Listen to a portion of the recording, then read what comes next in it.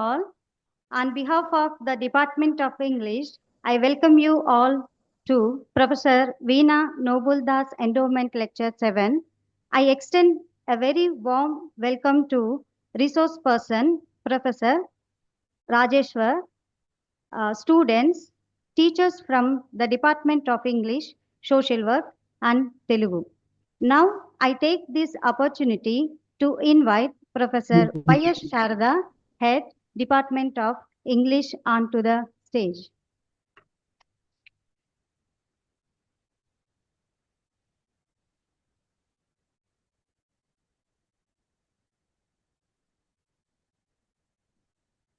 Now, I also welcome Professor Vani, Dean, School of Social Sciences, to come onto the stage and preside over this program, ma'am. Good morning once again. And first of all, I thank the organizers for giving me this opportunity. And I appreciate the Department of English for timely conduct of the program. Every year, December comes and endowment lecture is on. And about Veena, no, Professor Madam, I was PRO of the university when she was in her office. And I have seen her administrative capabilities. I mean, how strong she is when she wants to implement anything. And I have never come across such a cheerful lady. Whenever she meets us on the corridors, also she will wish us, hug us, and take care of us also sometimes. So I'm happy to uh, remember her on this day. And I don't have many words to tell her, to talk about her. Now I request Sharda to introduce her. Very good morning to all. Before I introduce Professor Veena Nobuldas, I take this opportunity to welcome you all to this lecture program. At the outset, I thank our beloved Dean, Professor Vani, Dean of Social Sciences, Humanities, Management and Fine Arts, also a professor from Journalism and Communication. Thank you, Madam, for accepting to preside over this program. I have pleasure in welcoming the resource person, Professor Rajeshwar, who is currently the Director of Research, Telangana Council of Higher Education, and former professor at Nalanda University. Thank you, sir, for accepting our invitation and consenting to deliver a lecture on this occasion. Thank you. I'm immensely happy to welcome the daughters of Professor Veena Nobuldas, Mrs. Hepzibah and Mrs. Shireen, who have joined all online from Australia. Thank you, Hepzibah and Shireen, for making it convenient to join.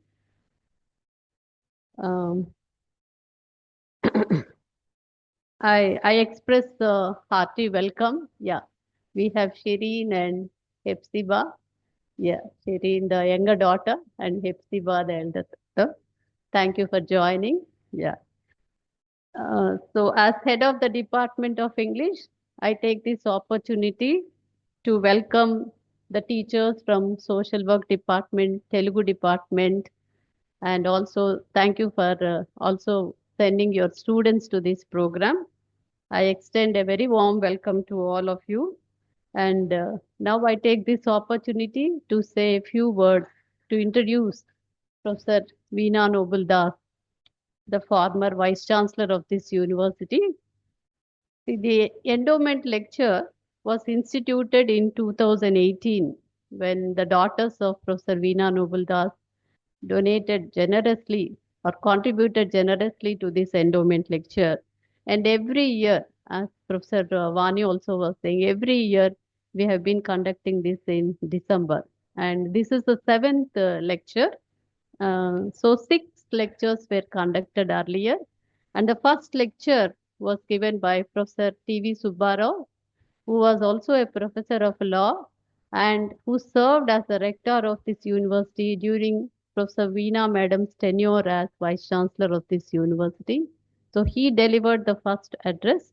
Later, in the second year, Mrs. Shereen, the younger daughter of Professor Veena Nobuldas, also gave a lecture. It was followed by Professor Mohan Ramanan from Hyderabad Central University, Professor N. Nagaraju from the Central University of Karnataka, Professor Nataraj Puliyar from Bangalore University, and last year, Professor Chitra Panikar from Bangalore University delivered lectures on various subjects, including literature, women, nature, cultural studies, Dalit literature, and African literature, a comparative view, and so on and so forth. So, all the lectures were really, really wonderful, and we also thank them once again for having contributed to the knowledge of all of us. Now, this year too, we have a great scholar with us, Professor Rajeshwar, who is here from Telangana, who has joined us online to deliver a lecture, a very interesting lecture on Nalanda model of higher education, 21st century context. So, coming to the introduction of Professor Veena Nobulda, born to Mr. Yaqub Ali Khan and Dr. Mary Jacob, who belong to the Lodi dynasty, in 1951 in Hyderabad. Professor Veena graduated from Usmania University and also received her MPhil and PhD from the same university. She also had a PGDT degree from, PGDT, that is a diploma from FLU University, Hyderabad, and a diploma in business management from Bombay. Her career began as a lecturer at Vanita Mahavidyalaya and later as a professor in Sri Padmavati Mahila Vishwavidyalayam in 1997. Besides serving as head and BOS chairperson of the department, she also served in the capacity of the vice chancellor, registrar, dean, chief examiner of APPSC and UPSC, member of UGC grants committee, selection committees of various universities, and so on and so forth. Besides, she also delivered various lectures as a resource person at several UGC refresher courses and has a total teaching experience of 36 years. She also served at Al Fateh University, Libya.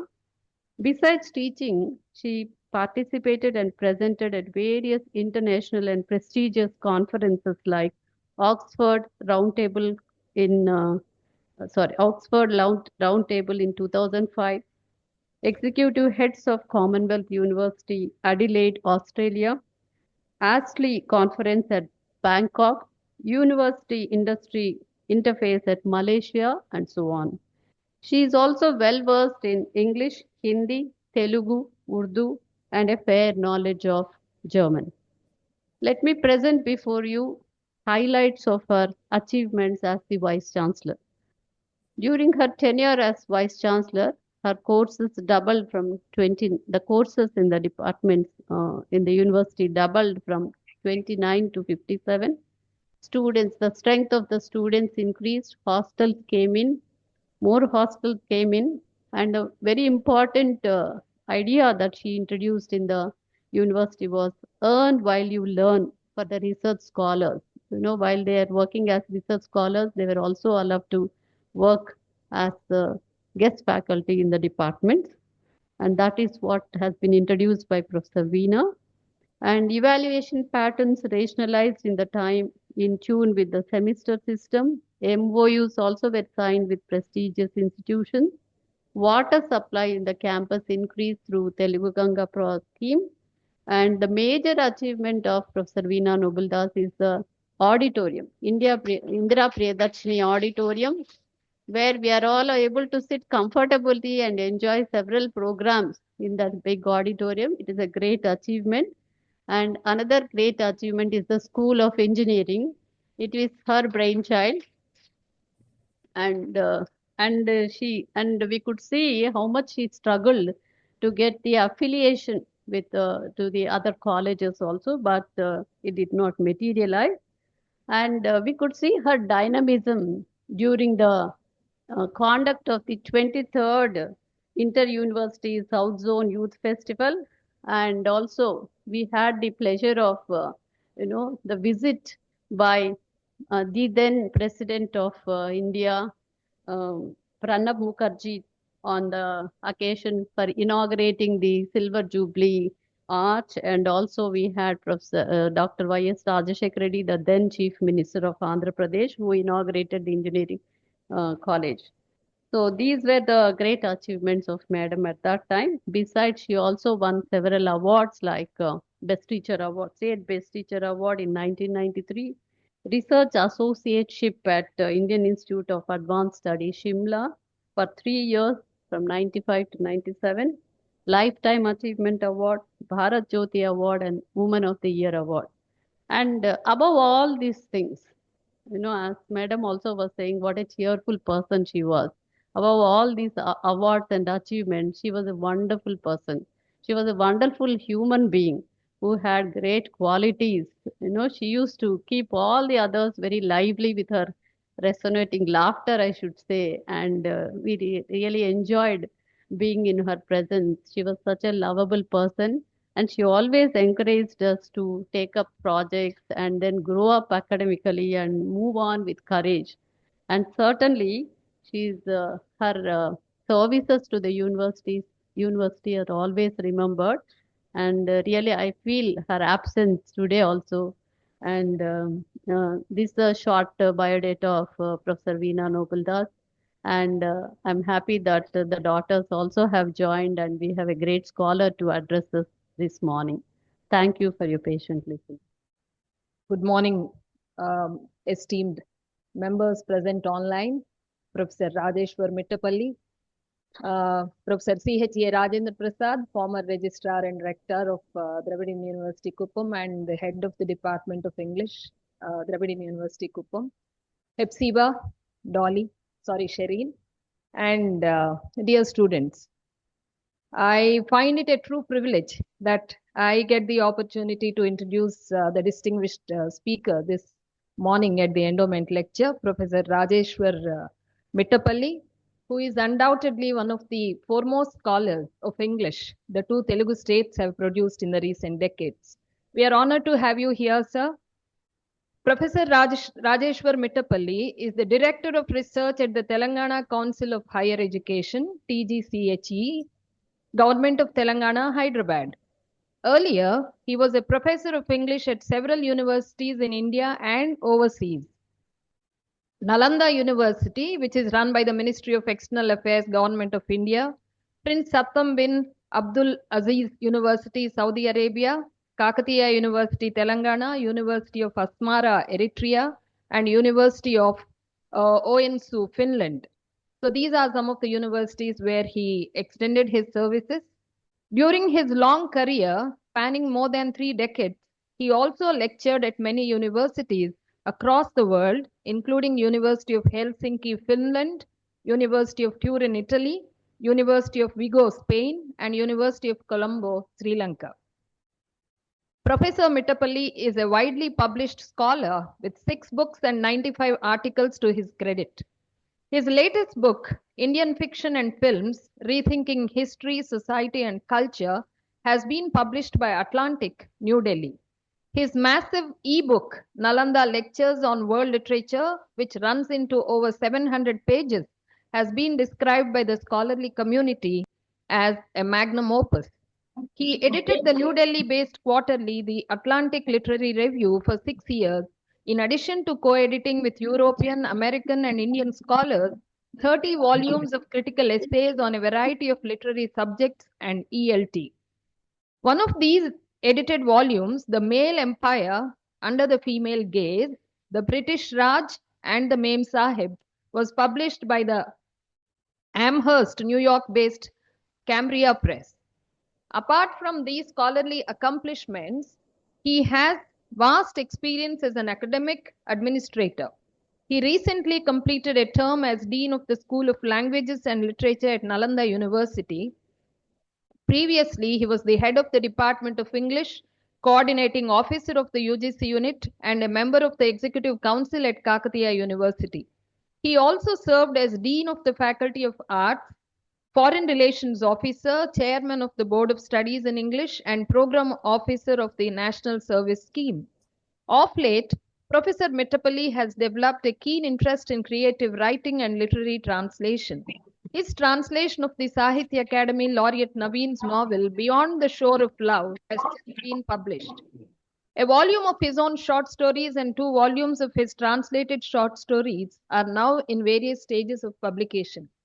I'm happy to say that I have gone through some of his translated short stories and which have impressed me immensely. His translation was so authentic and reliable that it felt as if I was reading stories which were originally written in written in English. Such was the ease with which he translated. So we are very happy to have you here, sir. So now I sign off with this. Thank you. Professor Vani, Dean of Social Sciences, Professor Y.S. Sharda, Head of the Department, Senior Professor Hari Padma Rani, other members of the faculty of the Department of English, as well as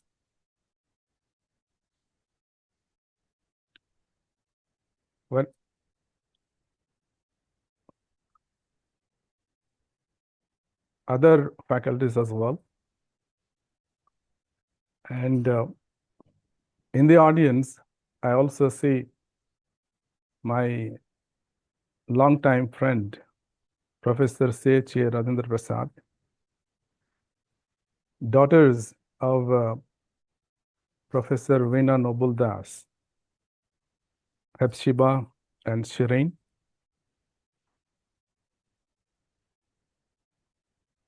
students and participants. It's an honor to be asked to deliver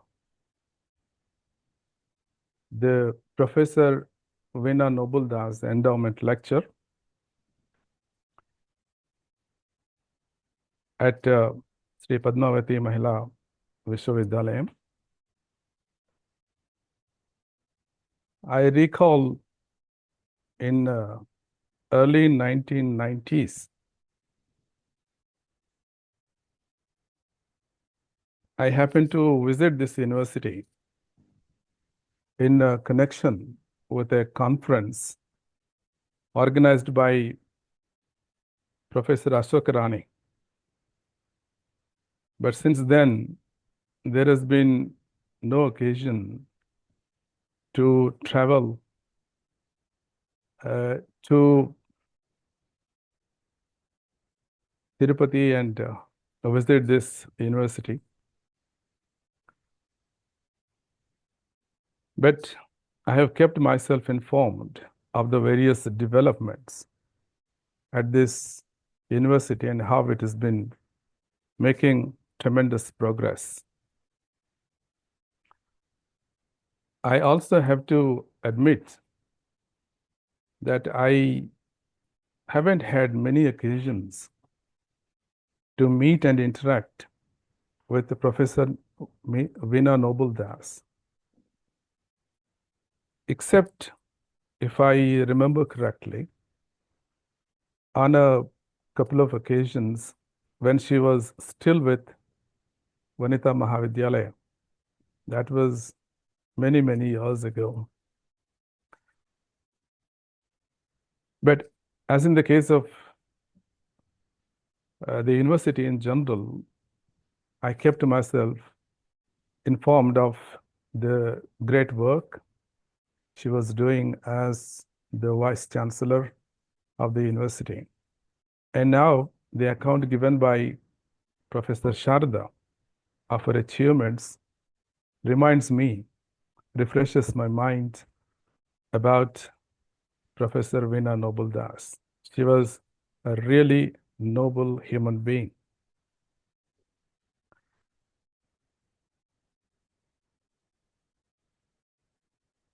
When I suggested this topic, Nalanda model of higher education, 21st century context,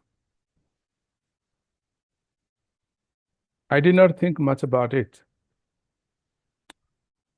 I thought, since I worked at Nalanda University, it would be kind of cakewalk for me to give an hour-long lecture on the topic.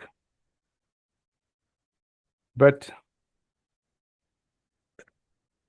a little later, I introspected a bit and tried to understand if I really have the credentials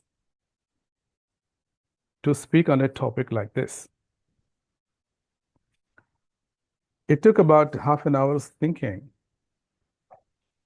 to convince myself that I do have the credentials to speak on this subject. And there are three aspects to this. One is, as I already mentioned, I worked at Nalanda University. Incidentally, the Nalanda has to be pronounced as Nalanda, and not Nalanda, as it is usually done, especially in the southern parts of India. So I did work at Nalanda University as professor and dean of the School of Languages and Literature. In fact, I am the founder dean of this school. And during my tenure as professor and as dean, I dug into the story of Nalanda, learned everything that could be learned about Nalanda University, the ancient Nalanda University. The current modern Nalanda University has emanated from the ancient Nalanda University, and it follows the same principles, and it professes the same aims and goals as the ancient Nalanda University professed. So, working at Nalanda University, the modern Nalanda University, is like going back in history, turning the pages of history, and living as part of history.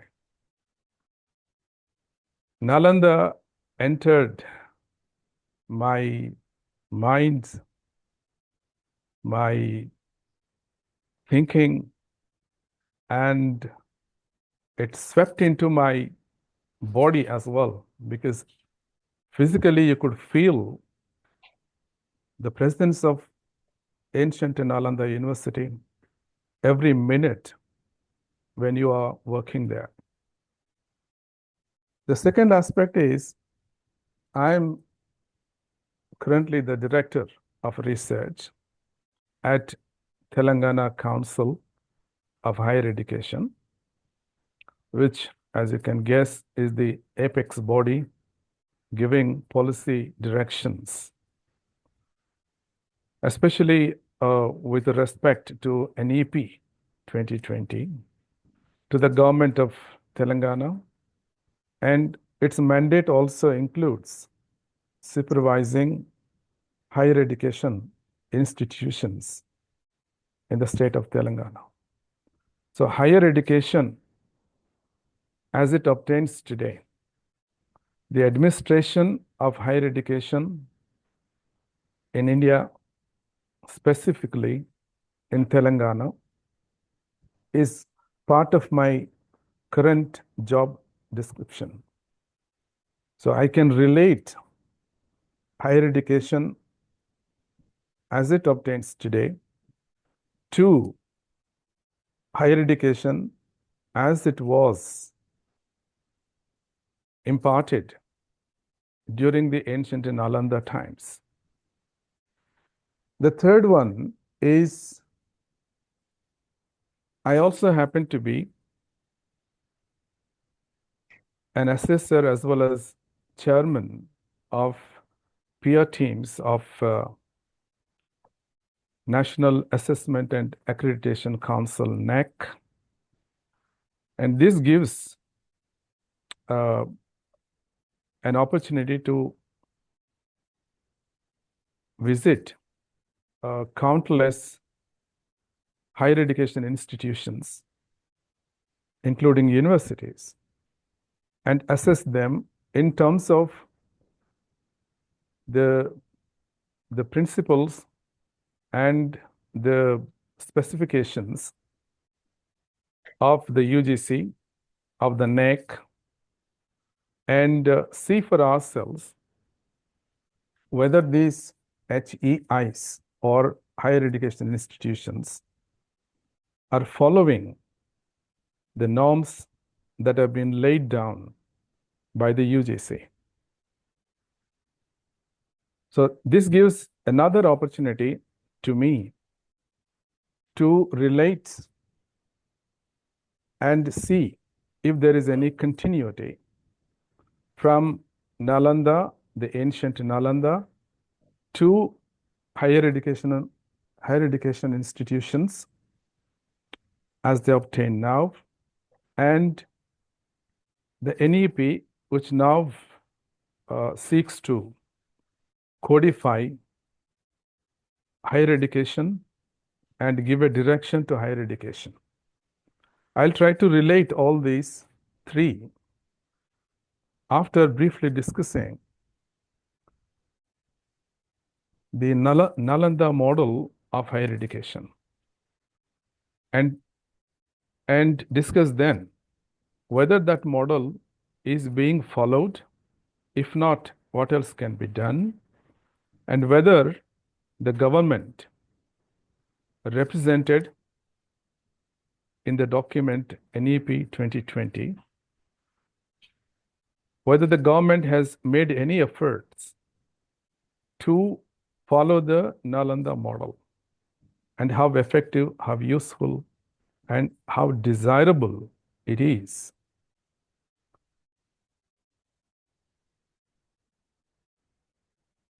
But I think we should learn a few things about the ancient Nalanda University to have the context and to understand what it was all about at that time, what it has come to mean over the centuries, and what it means today, how much of a relevance it has to higher education today. What are the takeaways? What can we learn from ancient Nalanda University?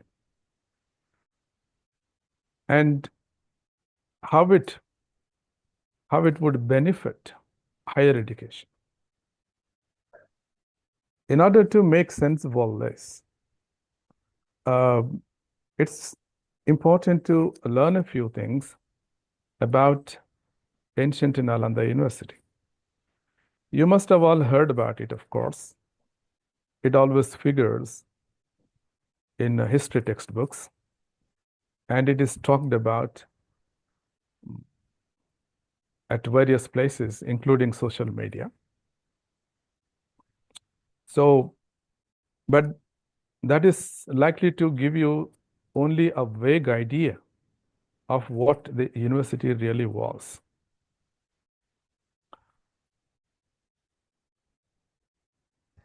At this moment, it's important to understand a few things deeply about ancient Nalanda University.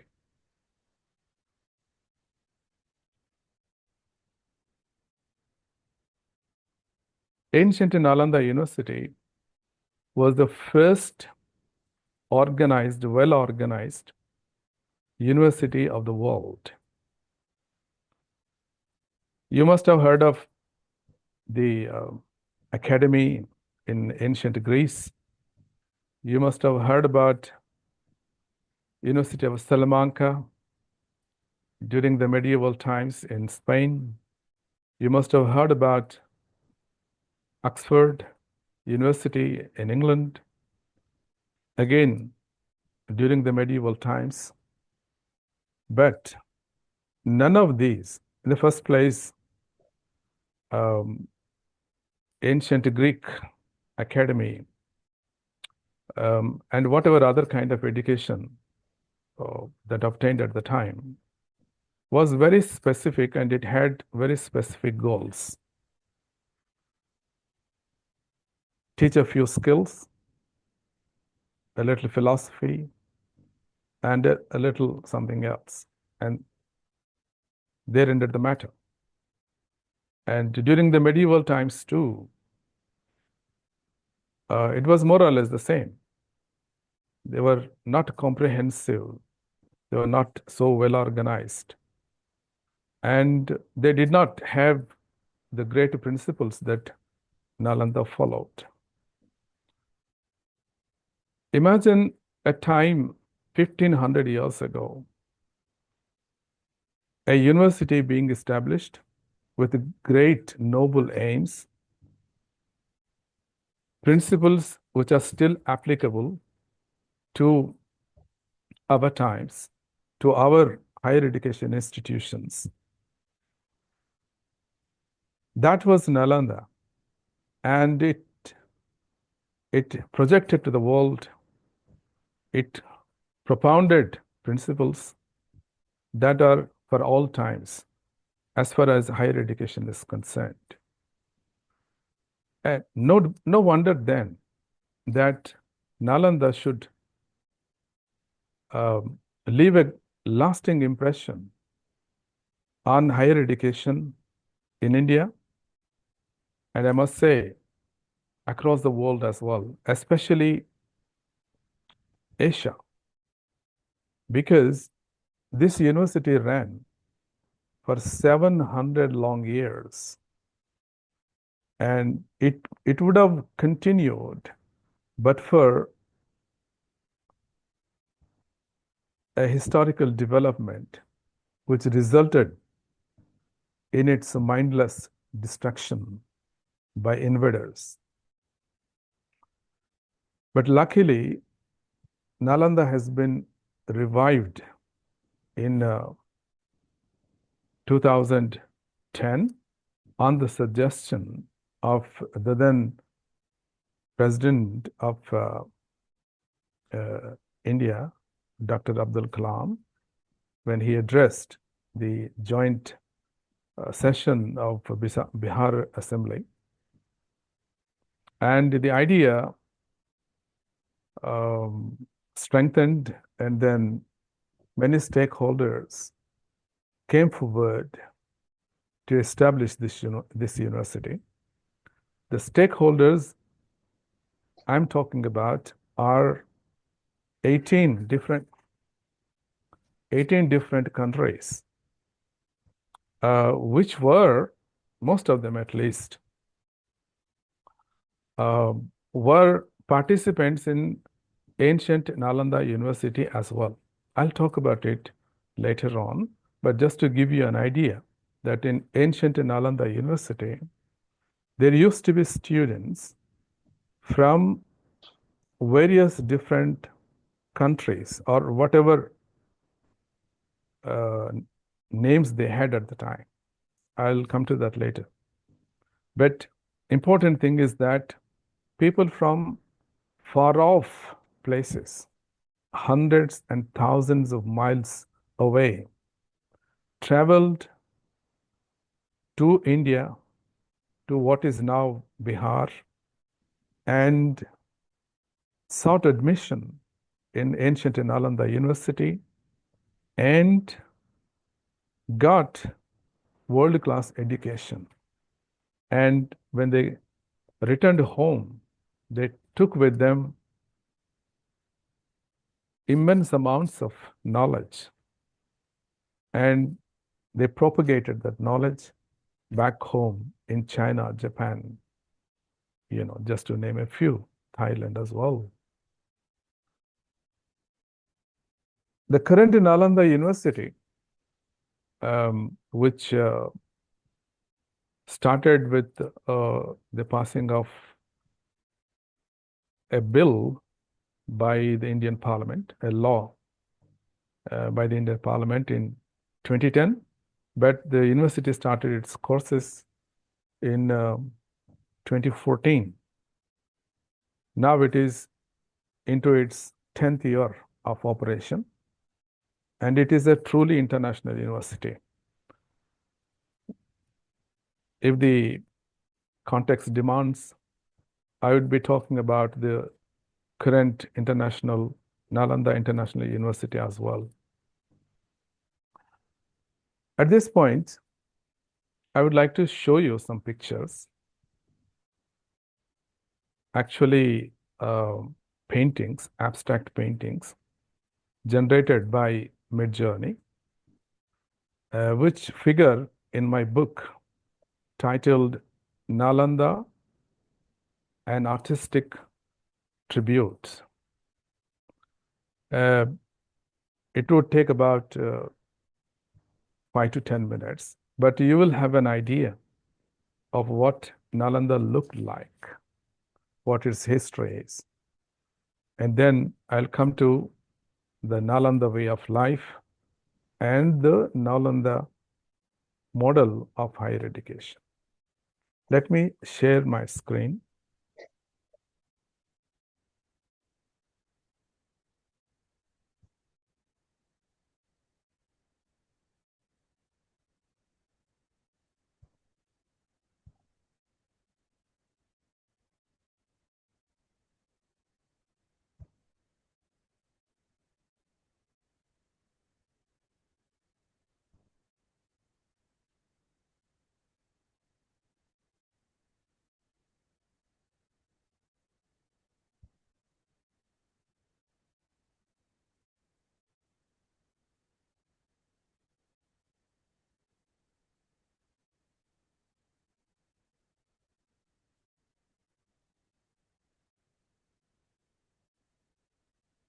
This is the opening page of the book, Nalanda, an Artistic Tribute.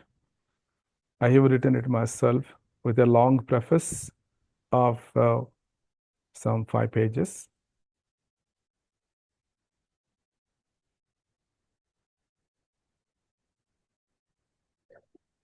During the height of its glory, Nalanda might have looked like this. It operated from the 5th to 12th centuries, 700 years, a long time in ancient India and against several odds, of course.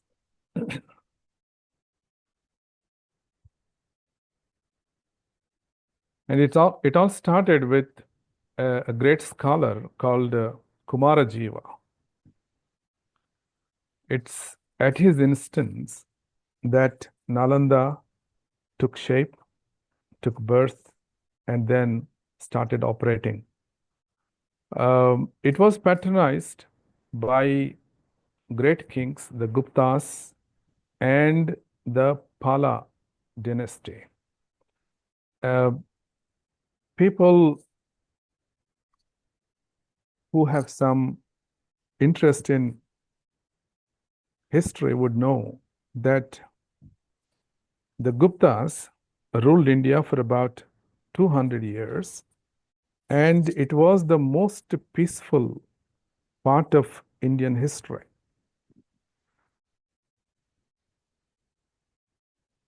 And therefore, the Guptas wanted a university, established a university and patronized a university to generate knowledge and to share knowledge with the world. Peace is a must.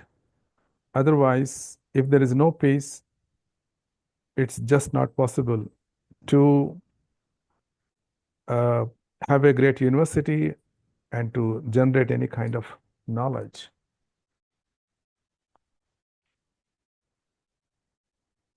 This is scholar Kumarajiva.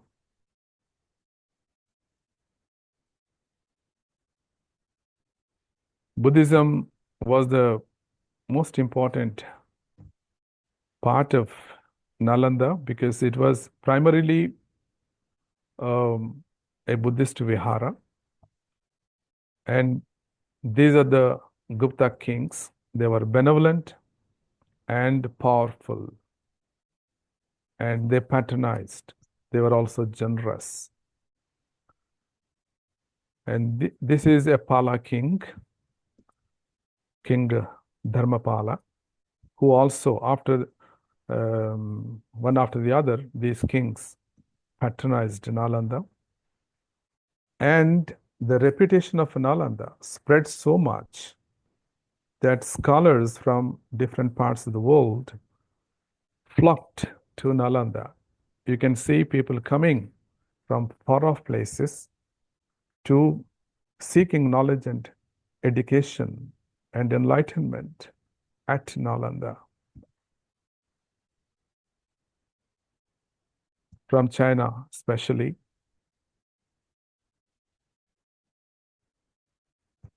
And interestingly, you have this entrance at the ruins, even now, not exactly in the same shape, but some kind of an entrance is there.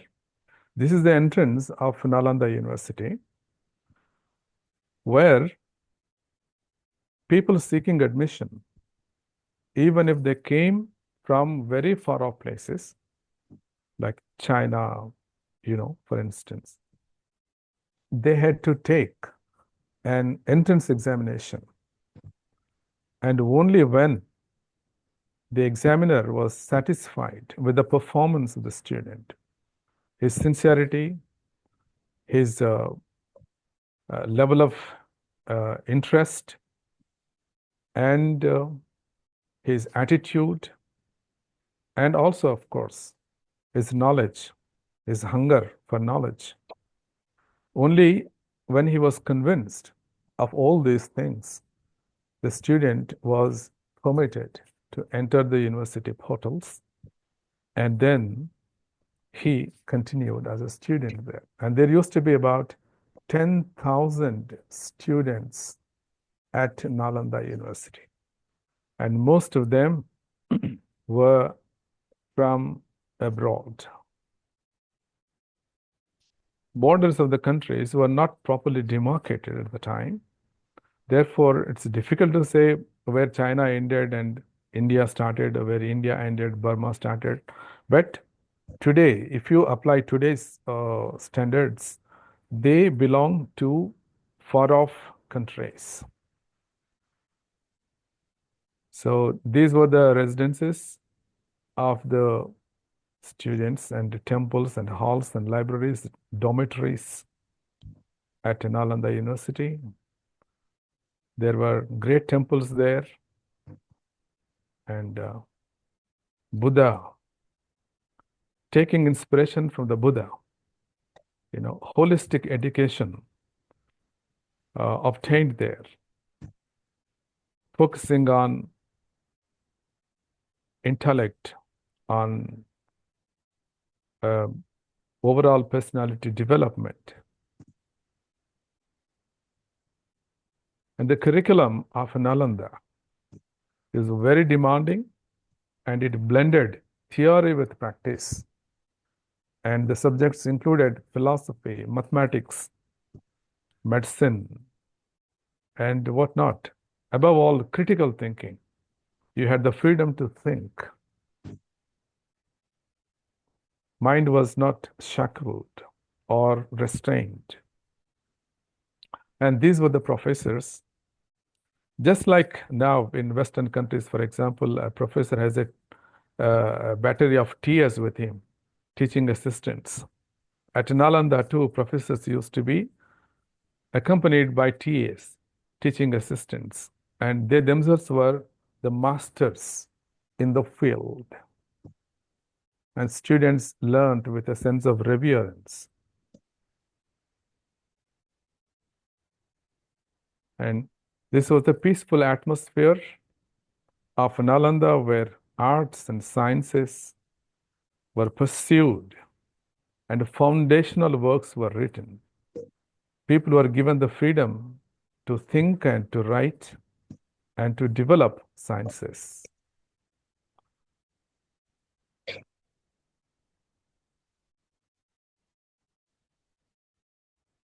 Buddhist monks at Nalanda.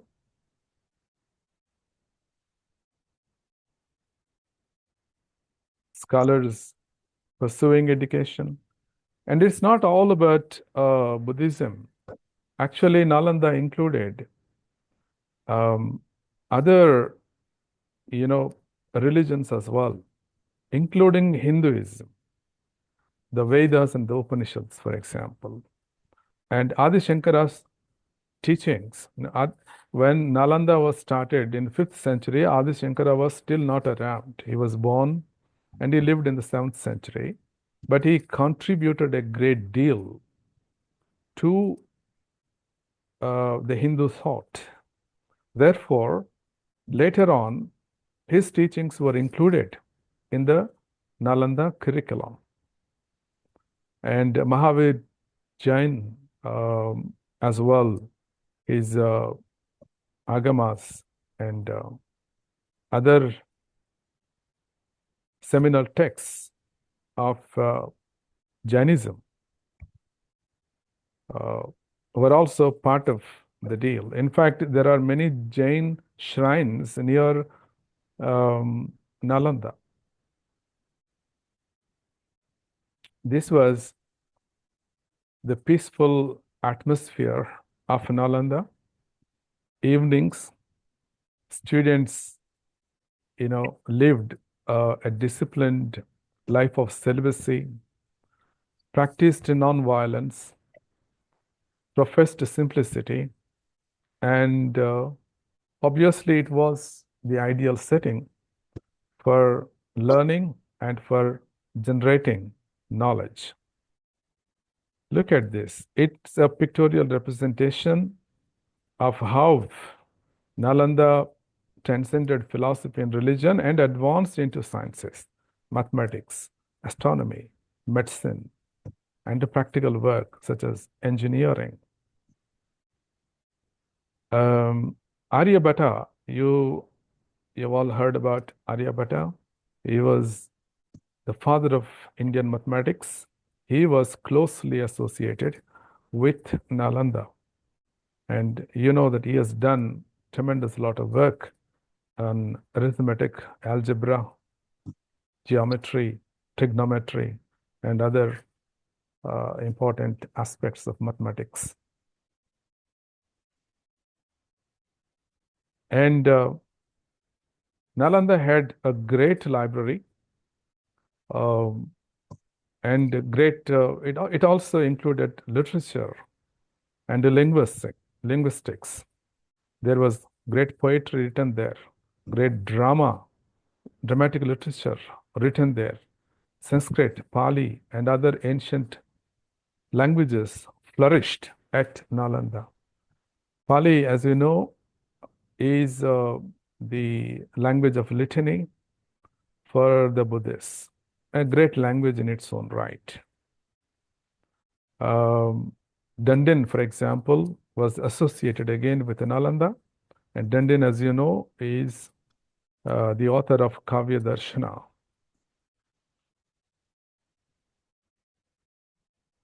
And here is another great scholar, Bhattoji Dikshita, Vaiyakarana Siddhanta Kaumudi. That was his book on Sanskrit grammar. And then by now you understand that Nalanda included many things: sciences, arts, painting, sculpture, calligraphy, architecture. So this picture gives you some idea of those things.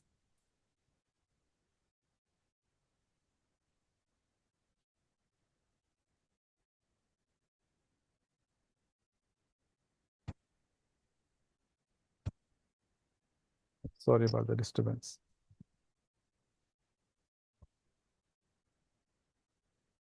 So this was the library, five floors, 5 stories of the library, which was, let me give you an advance hint, which was unfortunately burnt down. Does it resemble modern libraries? It does, right? Imagine 1500 years ago, we had a concept of a library that stacked hundreds and thousands of books, where students went and consulted books and learned things, manuscripts and seminal textbooks.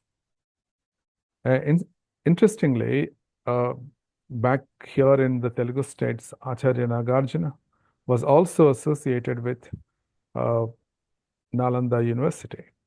And it was there that he developed this theory of sunyata or emptiness. And Aryabhata, I have already mentioned. There is also a great scholar, Ashwagosha, who wrote Buddha Charita in Sanskrit, also associated with Nalanda.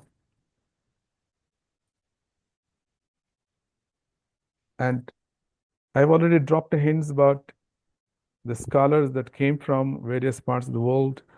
The most important of them is Huansong. You have heard about this gentleman as well. He visited Nalanda during the 7th century. He was a Chinese monk, and he spent several years at Nalanda and absorbed what all knowledge, what all wisdom it had to offer. He took books, manuscripts from Nalanda and went back to China, where he wrote down his, you might say something like a diary of the life he experienced at Nalanda. And it's from Huansong and his writings that we learn about Nalanda University. It lay buried,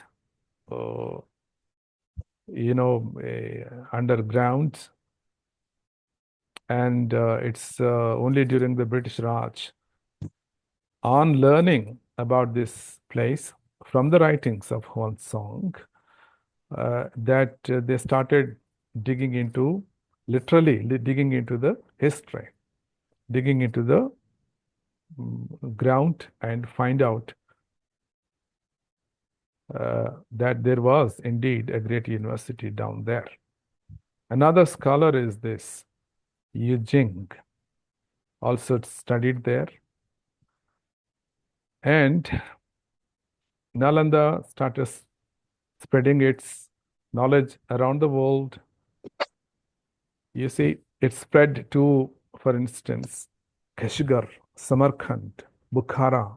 You can see in the picture the Islamic style of, Middle Eastern style of buildings.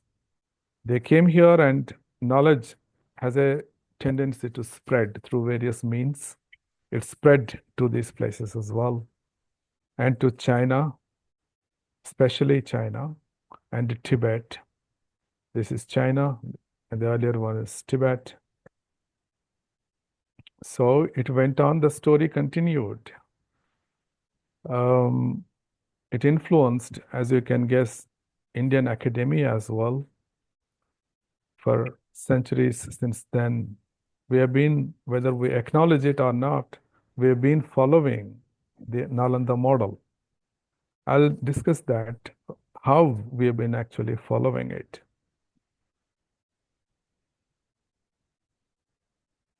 But as I say, things have a tendency, good things have a tendency to come to an end. Nalanda also met with its end, unfortunately, because of human intervention. The kings were patronizing, yes, but the kings themselves were defeated, and there were invasions from across the border. And when they came to Nalanda, they could not see, they did not have the attitude, or they did not have the willingness to see Nalanda for what it was. They saw it only as a place where certain religions were taught, and they were intolerant towards those religions. And so they destroyed it. You can see soldiers coming there and destroying Nalanda, burning it down. And the one single person who was responsible for this is Bhaktiar Khilji. Interestingly, near Nalanda, there is still a town called Bhaktiarpur. He named the town himself after him, and that town still continues. Bhaktiar Khilji, who was single-handedly responsible for killing hundreds and thousands of monks and professors and students, and burning the university down, especially its library. You can see library burning here. Some scholars try to retrieve a few important books and run away from there, but they were pursued and killed. And this is what happened to Nalanda, lying in ruins. Later in the 20th century, it was dug up, and what all could be retrieved from the bowels of the earth, they did. And there is now a museum, archaeological museum, where artifacts and various other objects that were retrieved from the site of Nalanda were kept for display. And as I said, in the early 20s, in 2006 to be exact, Dr. Abdul Kalam proposed that Nalanda should be revived, and many stakeholders came forward, 18 of them including India, and the modern Nalanda took shape. And this is modern Nalanda University, which has 6 schools, including the School of Languages and Literature, of which I was the dean. So this is the, in brief, the story of Nalanda. I am now stopping sharing. Right.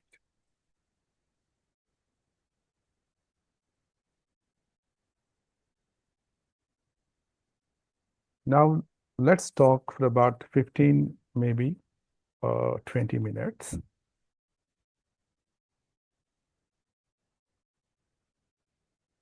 about the Nalanda model of higher education and how much of a relevance it has to the modern context, to the 21st century context.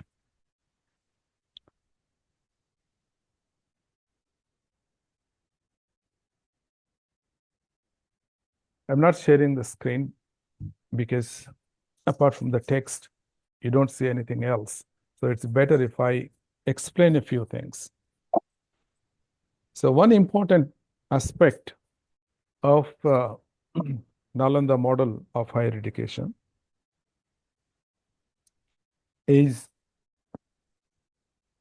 interdisciplinarity or interdisciplinary education. Nalanda promoted interdisciplinary learning. It integrated philosophy, medicine, mathematics, astronomy, and the arts. That was the case of Nalanda. It didn't differentiate, did not demarcate the sciences.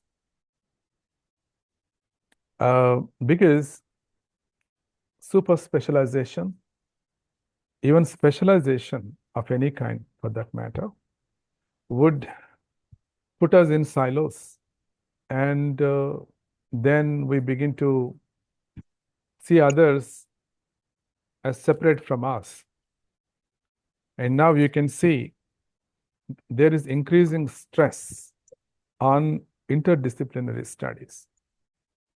Again, imagine 1500 years ago, Nalanda already did it.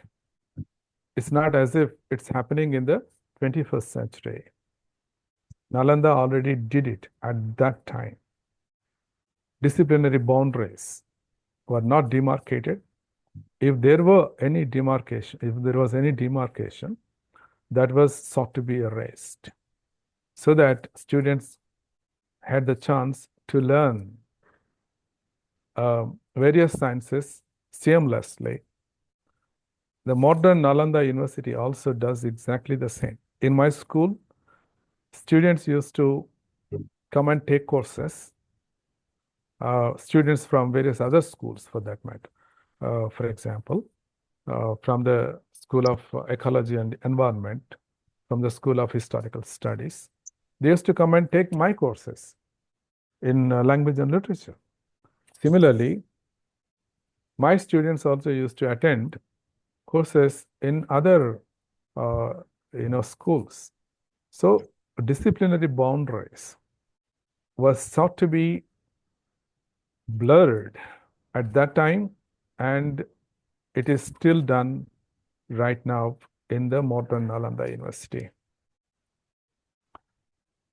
Another important aspect of the Nalanda model is international or global knowledge exchange. We are now living in a globalized world, especially in terms of knowledge. There is no border.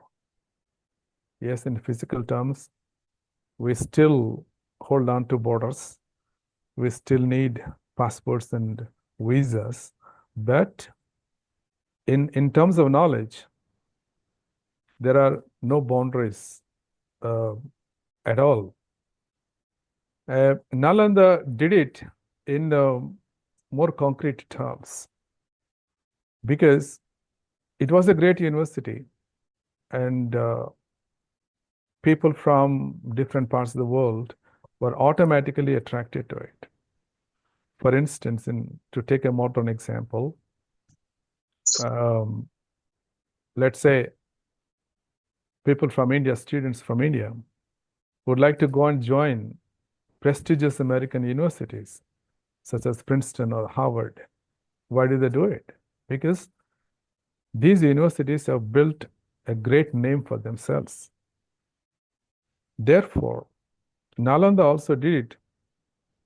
Oxford Oxford or Harvard or Princeton might have done it recently, but Nalanda did it 1500 years ago. So students used to come and join. And what for? They did not come to take material things or wealth from India, but the wealth of knowledge. And when they came, they brought with them knowledge of their own, and they shared it with others.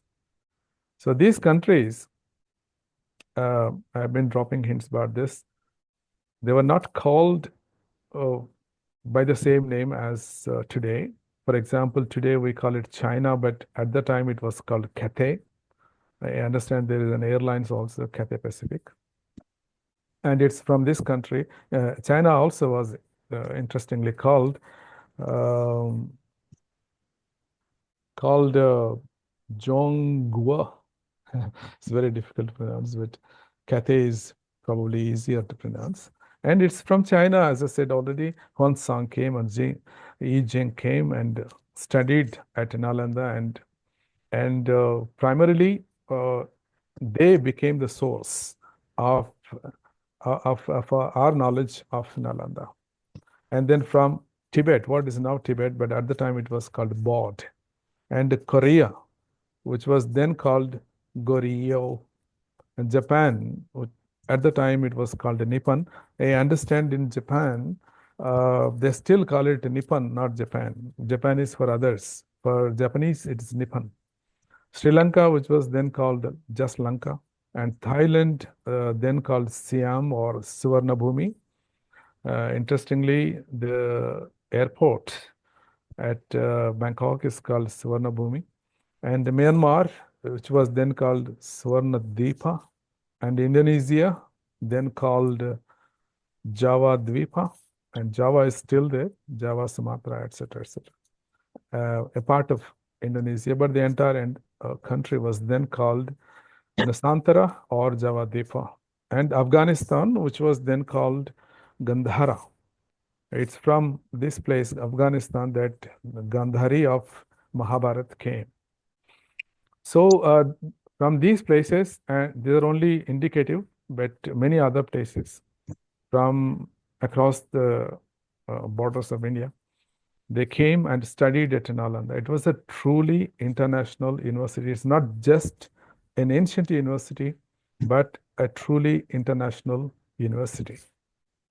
And today, too, every college and university wants to be international in one respect or the other. And another important aspect of the Nalanda way of life, I would prefer to call it Nalanda way of life rather than the Nalanda model of education, because education was a way of life there. So another aspect is inclusivity, multiculturalism, inclusivity was a part of Nalanda. It did not exclude anyone. It didn't matter whether a student was of this nationality or that nationality, or whether he happened to be only he, because it was restricted to, unfortunately, only men, monks. So whether it happened to be a Buddhist or a Jain or a Hindu, even animists and others who professed other religions, alien to India, coming from abroad, they were also welcome. There were no exclusions, only inclusions.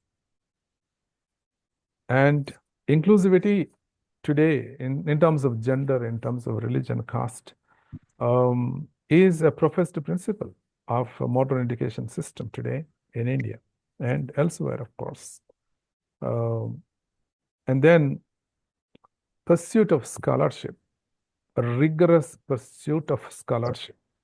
Now, to pursue scholarship, one has got to spare pretty much everything, time and energy included. And these scholars,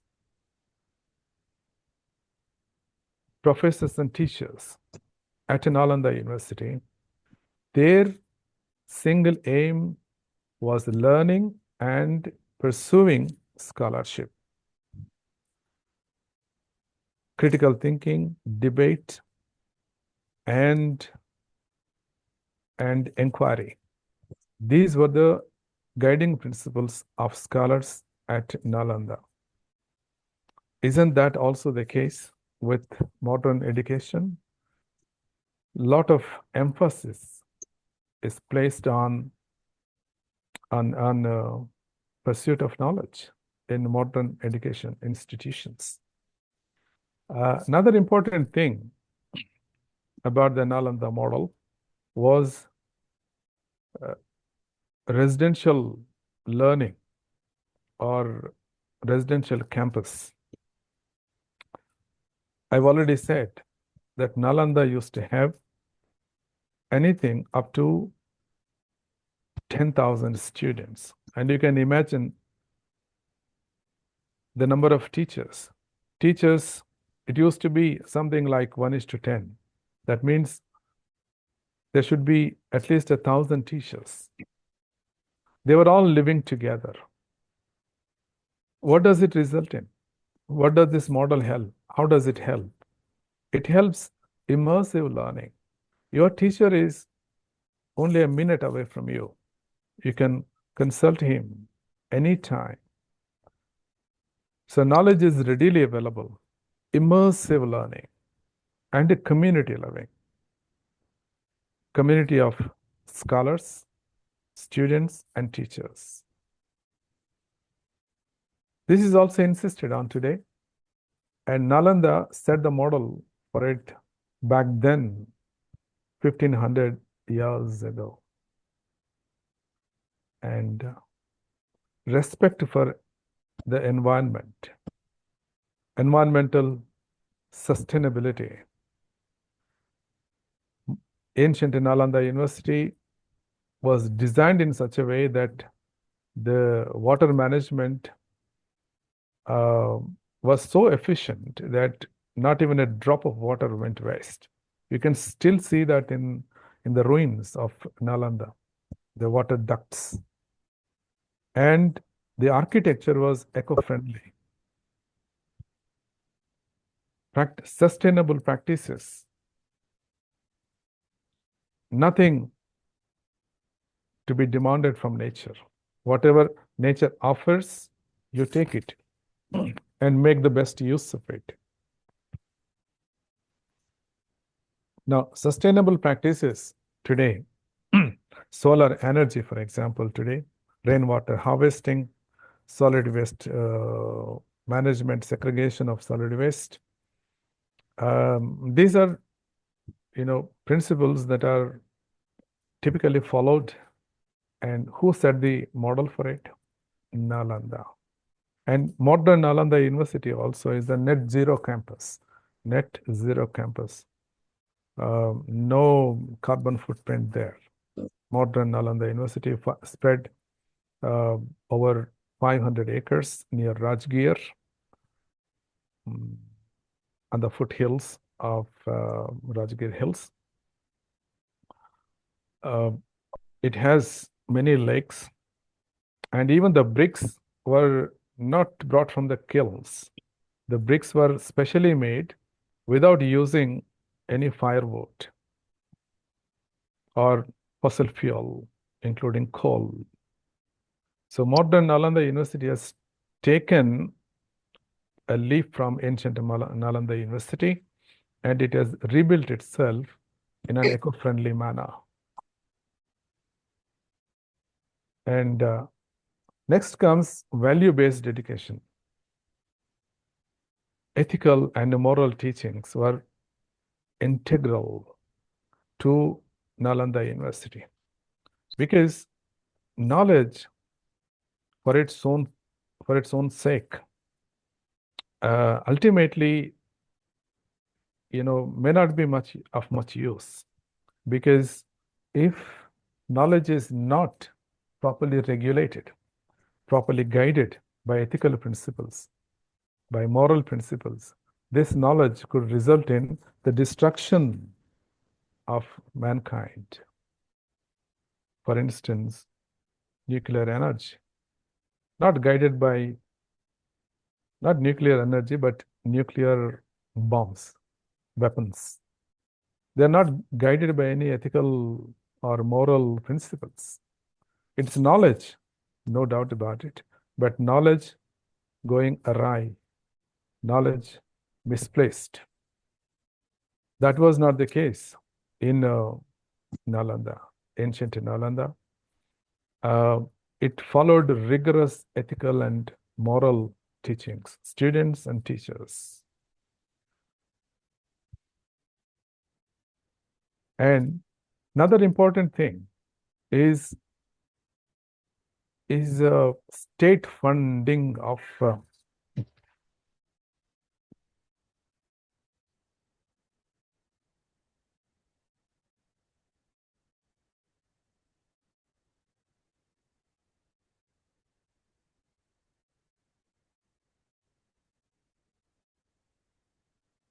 I'm sorry, I switched off the phone. It has been bothersome. State funding of the universities. Now it's much talked about, and there have been a lot of complaints as well. But even to this day, all the large universities, big universities, are funded by the state. In ancient times as well, during the Nalanda period, this entire university was funded by the state, by the kings. They dedicated rather, 20 villages around the town of Nalanda. There is now a Nalanda district where you have these ruins. 20 villages were dedicated primarily to supply provisions to the university. and the students. Their entire effort was to be of help and to be a source of supply, source of food and other supplies. And the king asked these villagers, you don't pay me any taxes. You just supply food and other materials to the scholars living at Nalanda. That was just one aspect, not that it was restricted only to that. The king protected the university, funded the university, waived taxes on villages that were supplying, various items to the scholars. And all this resulted in the scholars being freed of, the daily need of food and water and things like that. They were free to indulge in fine speculations, pursue research, and amass knowledge, write books, and transmit knowledge. And this is a model that still obtains and it should obtain, because the states, whatever kind of state it used to be, for instance, a dictatorship or a monarchy or other forms of, governments in the past, before the birth of democracy, even after, for a while after democracy was a reality, the state had primarily very few functions. One is to protect the borders. So it used to have a military. And then to keep peace. So it used to have a police organization. And then administration of justice. So it used to have a judicial wing. And tax collection. And that was just about it. The state's responsibility started there and ended there. But with the democracy, the concept of welfare state came into being. Today, the government has greater responsibility administering welfare programs than protecting borders. I mean, protecting borders are important, but even more important is to look after the welfare of the people in various different ways. It doesn't have to be only freebies given to people and all that, but among the welfare measures, the primary aspects should be healthcare of the people and the educational institutions meant to educate children and young people, including universities. The government has a primary responsibility to these. Unfortunately, that doesn't seem to be the case today. There is a shortage of funds and many universities are experiencing it, but still the state has a responsibility, and the state got its idea from the ancient Nalanda University. Except in ancient Persia, before the establishment of Islamic rule during the Zoroastrian times, there used to be this kind of practice that was, around 7th century or so, before 7th century. But except that example, there has been no instance in the ancient world where the state funded education. It's only in Nalanda, in ancient times, which funded education. And that idea picked on. Today, no matter how many problems we may have, the state still funds education. Not in an ideal manner, but it still does. And that's how it should be. Citizens have a right to education. It's not, I'm not talking about the universal compulsory education for children below the age of 14, but all young people, like in, for example, the Scandinavian countries, Finland, Sweden, Norway, etc., where education is free. Students are given at the very least 200 euros each student in addition to free education. And that is why the Norwegian, I mean, the Scandinavian countries are so peaceful and the society is so cohesive. That's because government spends money on the right aspects of life, education, and healthcare. And that model was set before the world by Nalanda University. The next one is teacher-student bond. I already hinted at it, but this was very strong at the time. It also happened in the ancient Gurukula system, but this was more formal. The Gurukula system was one teacher and he used to have a collection of students around him. It used to be sometimes 50, 60, and that was it. But this is a proper university with the proper schools, professors, and research institutions, a library, an entrance examination, everything that we have today. And the teacher-student bond at that time was one of respect, one of love, one of, give and take, because the students had the freedom to speak freely with teachers, unlike what probably happens now. So the teacher-student relationship, mentorship, personalized guidance, you see, this kind of noble things obtained at Nalanda University.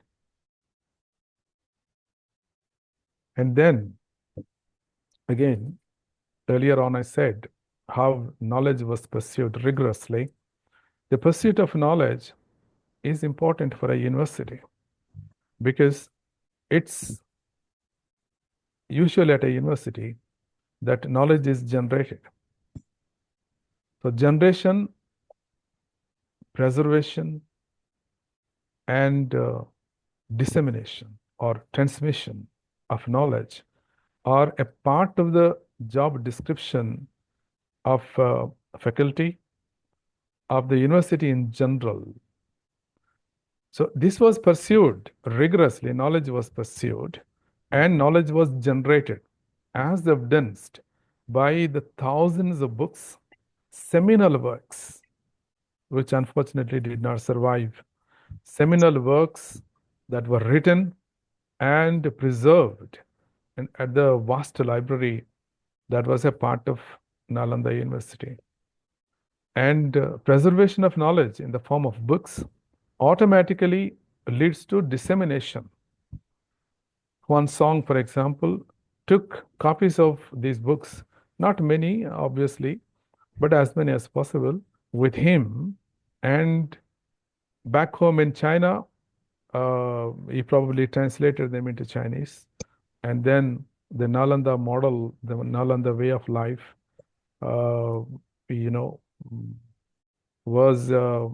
became there in China popular. And that's how we have come to learn about Nalanda. So that is dissemination of knowledge. Transmission of knowledge takes place in different forms even now. We write books, we write articles, and we teach. All this is transmission of knowledge. Modern education system, higher education, does it all the time. And where did it all start? It all started in Nalanda.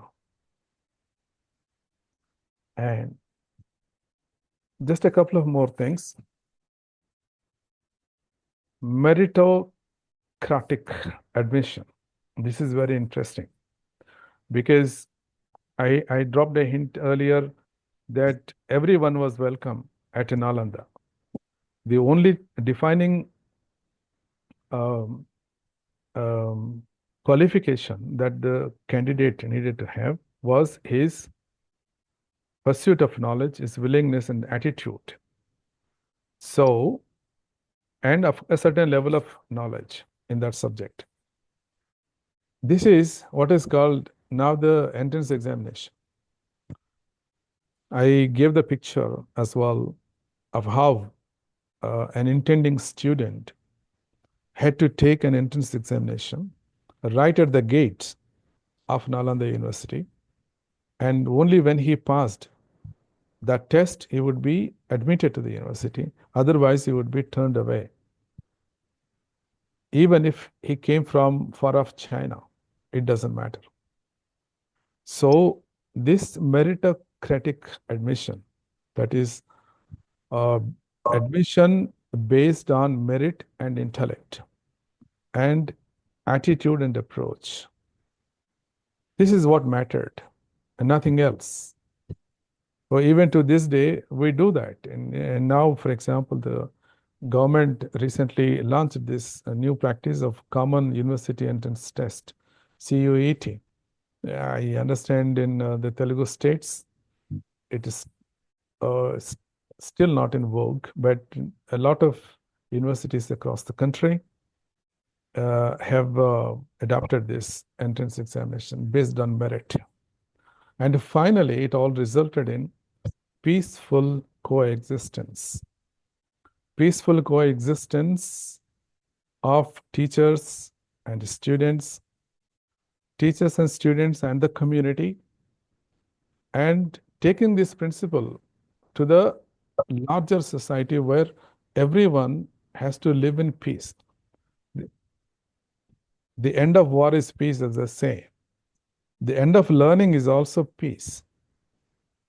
You gain knowledge and you share that knowledge. You generate new things so that people at large would live in peace, will enjoy their life, and lead a happy existence, have a happy existence on this earth. So modern Nalanda University also has this motto, the Nalanda way of, or just the Nalanda way. It says, man living in harmony with man. Man living in harmony with nature. And man living as part of nature. So peaceful coexistence, peaceful living means people living happily and peacefully with one another, communities living in harmony, and all human beings living in harmony with nature, including the animals. That was the ultimate aim and goal of Nalanda University. And these things are insisted on today. And we know almost instinctually that we should live in peace and everything should lead to peace. So for next couple of minutes, I will tell you whether this Nalanda model is instinctually followed by higher education institutions in India, and whether this Nalanda model is coded into the new education policy of 2020, which is very recent, but our higher education institutions are following, whether they are following or not. The litmus test for this is NAC. I understand at Padmavati Mahila University as well, senior professors like Professor T. Bharti have been NAC assessors. And they would know, and even otherwise also, everyone would know, NAC insists on pretty much the same principles.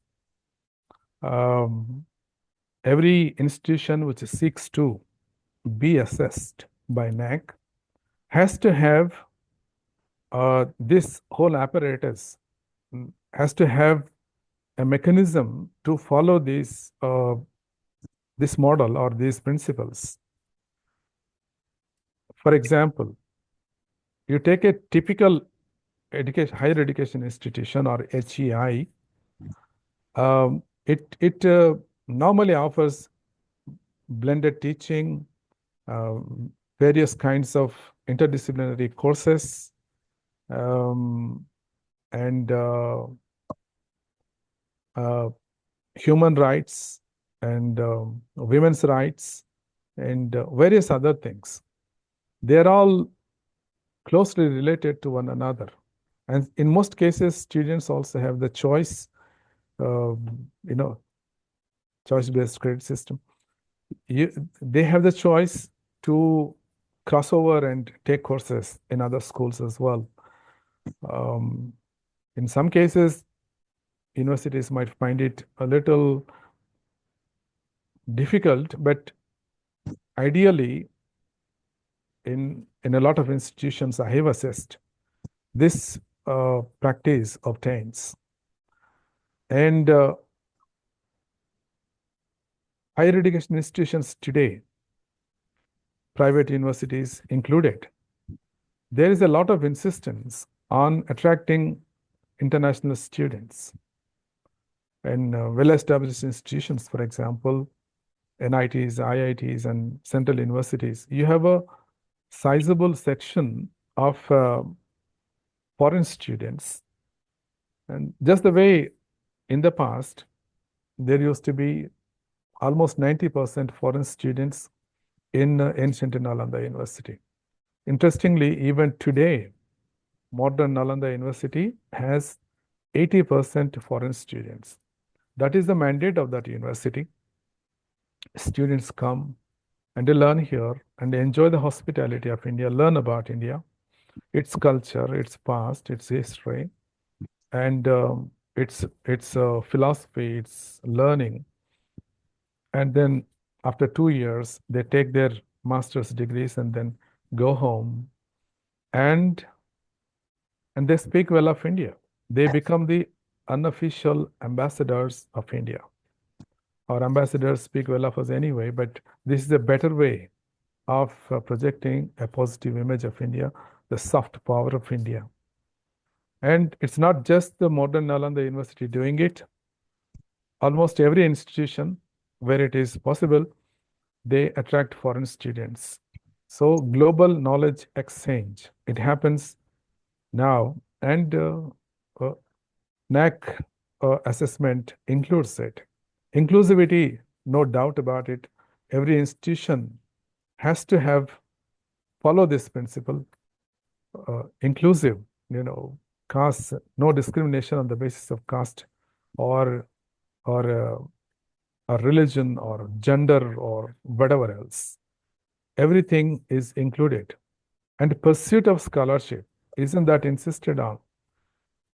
NAC insists that, there should be quality publications on the part of the faculty and even research scholars published in Scopus and Web of Science and UGC Care journals.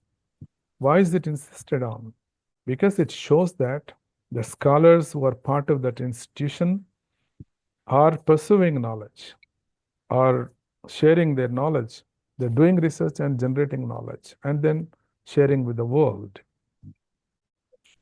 And in most cases, including Padmavati Mahila University, and there was a mention of hostels during the introduction. You see, hostels are very much a part of higher education institutions. And hostels are closely monitored and proper evaluation is done, whether hostels are run properly or not. And on the basis of that, the chances of that the particular institution might hope to get a better grade.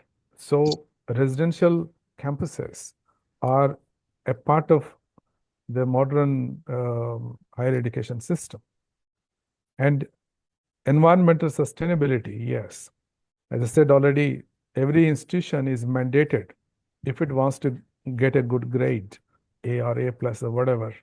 It should go in for rainwater harvesting, solid and liquid waste management, and solar energy utilization, tree plantation drives, and cleanliness campaigns, and ban on the single-use plastics, pedestrian paths, eco-friendly campus design. Aren't these things insisted on? Yes, they are all insisted on.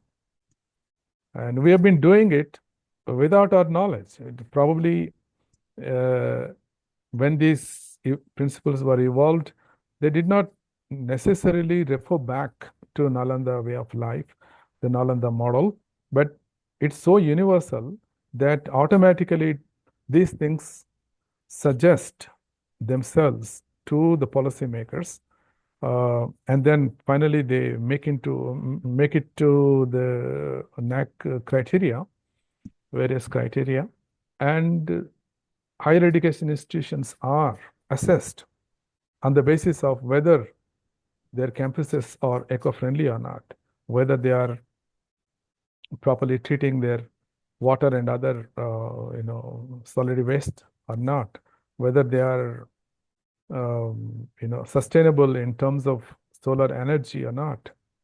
All these things are insisted on now. Similarly, value-based education, you see, every college and university tries to integrate ethics and values into the curriculum. And also by organizing, for example, activities such as constitutional rights, professional ethics, gender sensitization, and observing events like Constitution Day, National Integrity Day, Women's Empowerment Workshops, and other forms of civil consciousness. All these things raise consciousness, yes, but also at the same time encourage students to follow moral principles.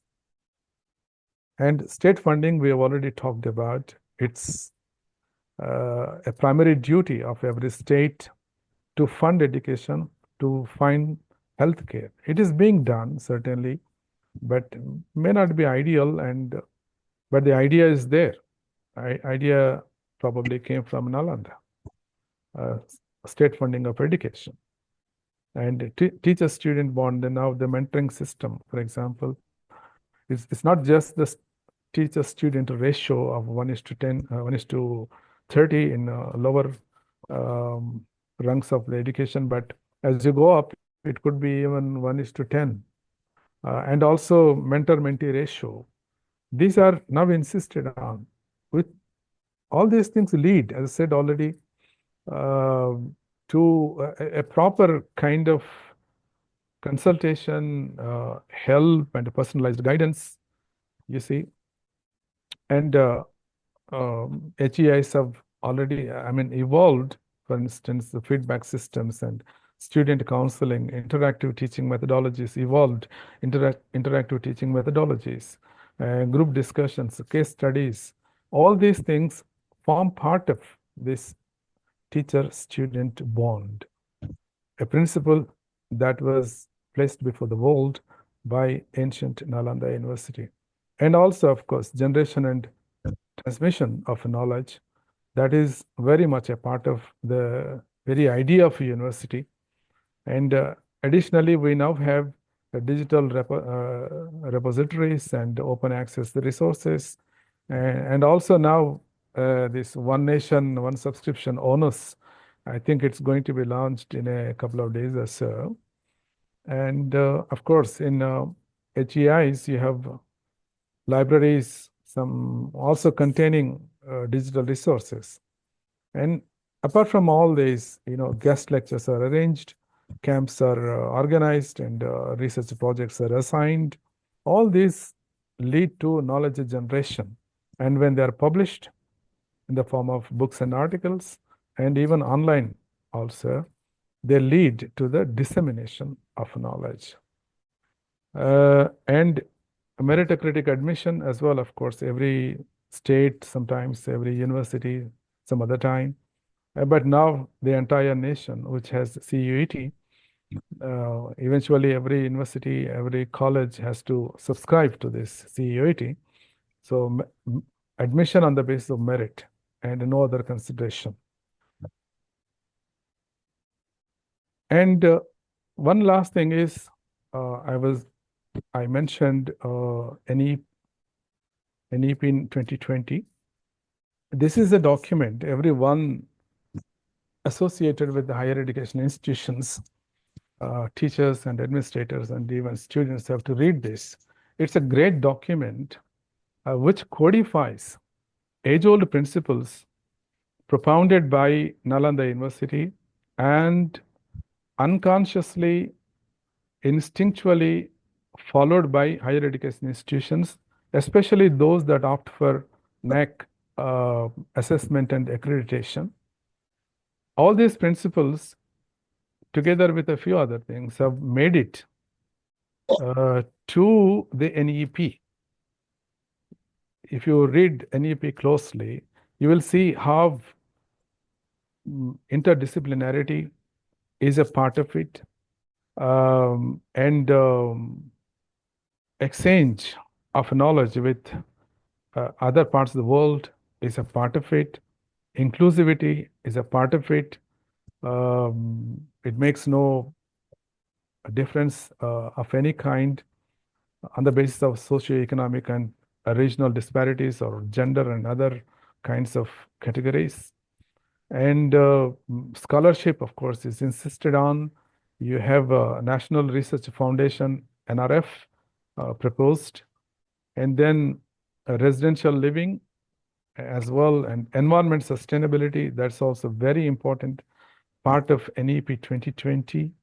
And then value-based education is actually a lot of emphasis can be found in the NEP 2020 on value-based education, socially conscious, to develop and to inculcate these principles, and then finally they will lead to responsible and socially conscious citizens, development of socially conscious citizens. And state support, of course, is there, and everything else, pretty much everything else that were a part of the concept of Nalanda University that have been a part of the higher education institution in general, especially that which want to have properly assessed. They have all made it to NEP. So you will see that we have a great tradition. We have a great example. It's not as if we started yesterday and then suddenly we are asked to follow certain principles because NEP says it, because NAAC says it. No, we have a great model before us, which was put in place hundreds of years ago. In fact, you might say thousands, because 1,500 years by Nalanda University. It was a great institution. It might have disappeared. It might have disappeared from our view, at least for about 700 years, because of historical reasons, very unfortunate developments in history. But it has always been with us. Nalanda is so much a part of our thinking. Okay, and now in more concrete physical terms, you have actual Nalanda University resurrected at the same site as the ancient Nalanda University. But more importantly, the Nalanda model that was in practice, that was in vogue for about 700 years, continued with us with some gaps. But today it is, whether we consciously accept it or not, whether we are aware of it or not, we are primarily and very obviously following the Nalanda model in higher education institutions at the college and university levels. And it is now codified in the NEP as well. So that's it. I think I should stop there. I've taken about 1.5 hours, maybe. Thank you very much.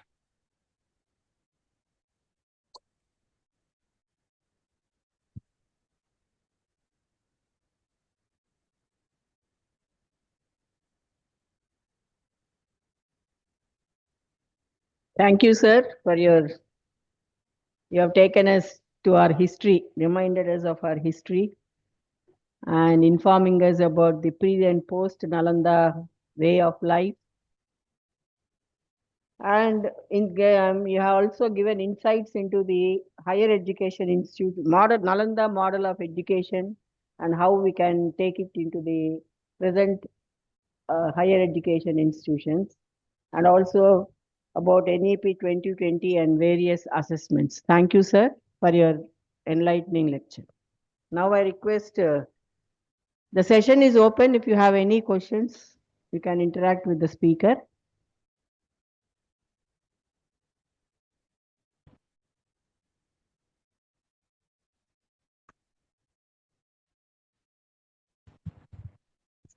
Thank you very much for that very elaborate and informative lecture, sir. You have spoken about professors or teachers and a community of students, but I'm just wondering if there is any mention of any evidence which talks about the existence of a group of administrators as well, then separate entity called administrators. Is there any evidence? That's one, sir. And I have one more question. It's a very rosy picture of the Nalanda University that we all get, either through the readings or from the lecture we have heard so far. Is there any record of any challenges or issues the students and the teachers may have faced then at Nalanda? Just these two questions, sir. Thank you.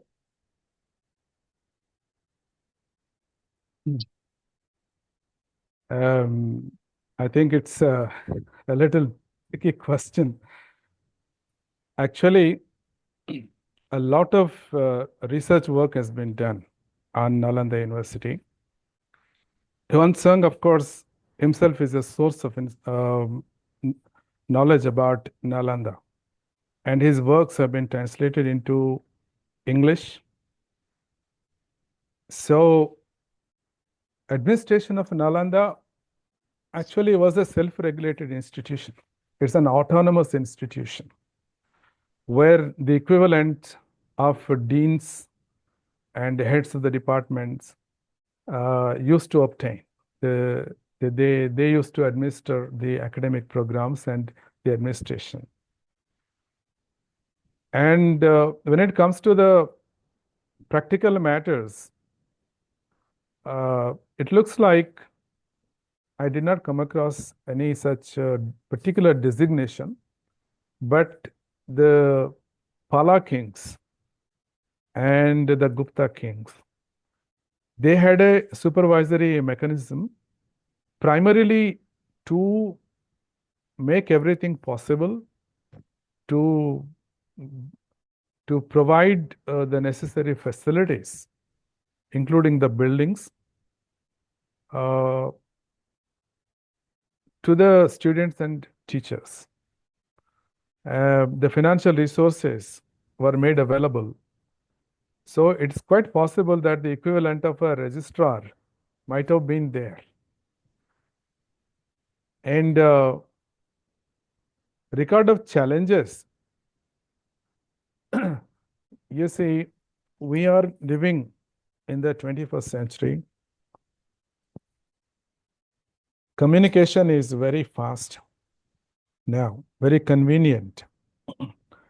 And transport is also very easy. There are healthcare facilities and well-treated water,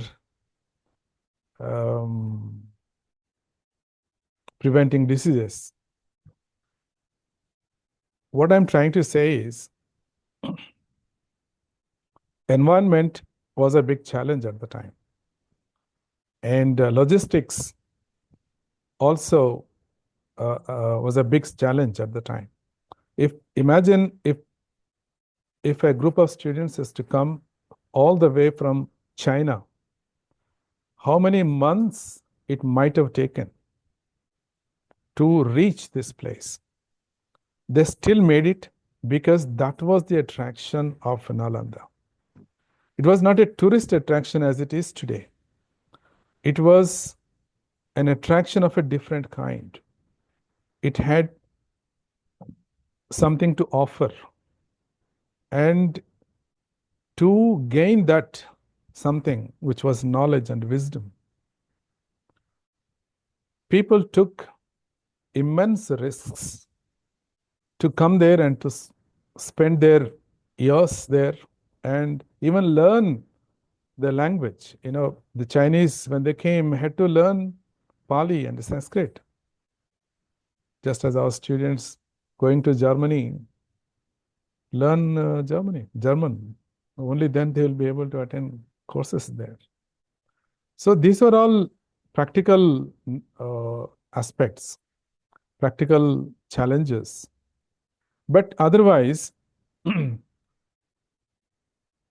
security was not an issue. Discrimination was not an issue. Food and provisions were not an issue. They were all provided. It was, as I said in the beginning, the Gupta period was the most peaceful period of Indian history. Later on, invasions started, and then, you know, the rest of the story. Hundreds and thousands of wars were fought by India, you know, with what? With itself. One king used to fight another king while still within India. This comes as a big surprise to a lot of people outside India. Why were Indians fighting among themselves? But India fought hundreds and thousands of wars with itself. But the exception is the 200 years of Gupta rule. Completely peaceful, secure, which has resulted in this kind of knowledge, generation of knowledge, it's flourishing of great institutions. But if Professor Hari Padmarani wants to dig into some of these aspects, I refer you to, and everyone else attending here, to a couple of books. One is Radha Kumud Mukherjee. This was a book written in 1947. The title of the book is Ancient Indian Education, Brahmanical and Buddhist. This is the book published by Motilal Benares Das. It gives a lot of information about Nalanda University as well, how life obtained there, and a little discussion of the challenges that I mentioned. Another book, this is by a foreigner called Harmut Shroff. This was in 2002, and the title of the book is Education in Ancient India, brought out by Brill Academic Publishers. It provides an analysis of the education system of ancient India, including Nalanda, how education was imparted in Nalanda. So this is a foreigner, and he does mention some of these challenges, but mostly challenges that are posed by transport and the weather and environment, water and that sort of thing, on which people had really no control at the time. But people still face those challenges.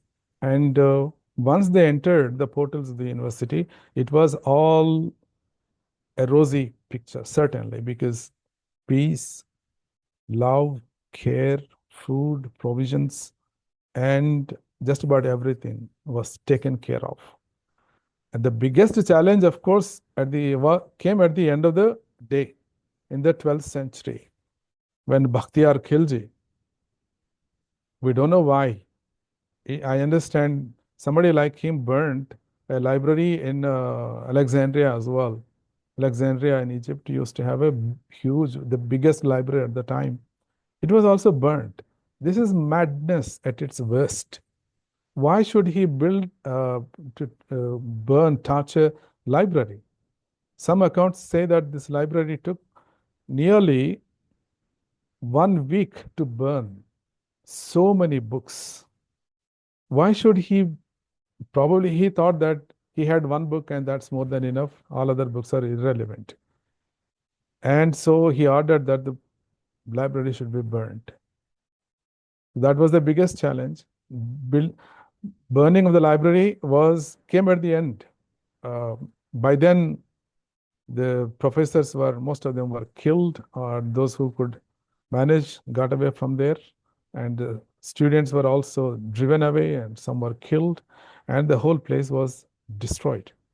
And it lay in ruins for 700 long years. And nobody even knew. Maybe after 50, 60, 100 years, it gathered a lot of dust, and there were just mounds of earth. And from accounts of Huansong and others, British, archaeologists cited this place and started digging into it. And that's how today we have Nalanda University, its ruins and all that. But even more importantly, I would refer you to Amartya Sen's book. He is a little critical, by the way. He has a book on Nalanda, not necessarily Nalanda, but among other things, Nalanda as well. He has this book, The Argumentative Indian, Writings on Indian History, Culture and Identity, published in London by Penguin. He analyzes India's intellectual traditions, and some sporadic references are made to Nalanda and what problems it had and what it had to offer to the world, and so on and so forth. I hope I have answered your 2 questions, Professor.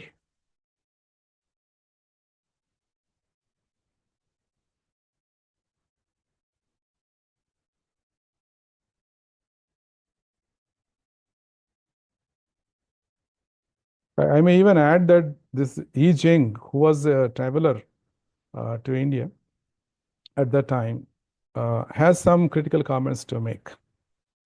In his book, A Record of the Buddhist Religion as Practiced in India and the Malay, archipelago. This is AD 671 to 695. This is another book that one could refer to. It focuses primarily on the daily life of and education of Nalanda.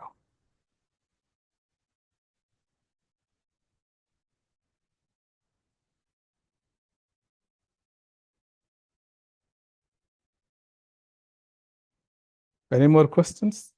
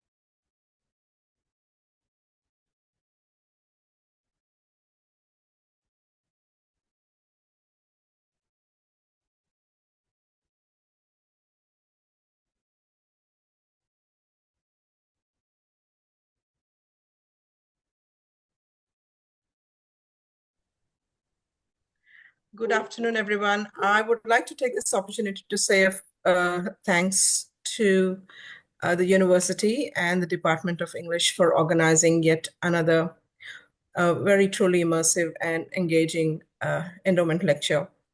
Professor Mitapalli, absolutely immersive. I was lost in the way you were describing what it could have been and how we can relate to education in terms of modern education as well. I did have a question, but I'm not sure if I should extend this a bit longer. But in terms of modern education, why do we not have, in terms of India, why do we not have students? Why do we not provide students the ability to transit or go between one discipline to another discipline? You know, for example, studying in India, if I was studying BA, which I did, I could not take a subject of computer science. I could not take a subject of law, for example, as opposed to where here in Melbourne, I'm a teaching focused academic in one of the universities here.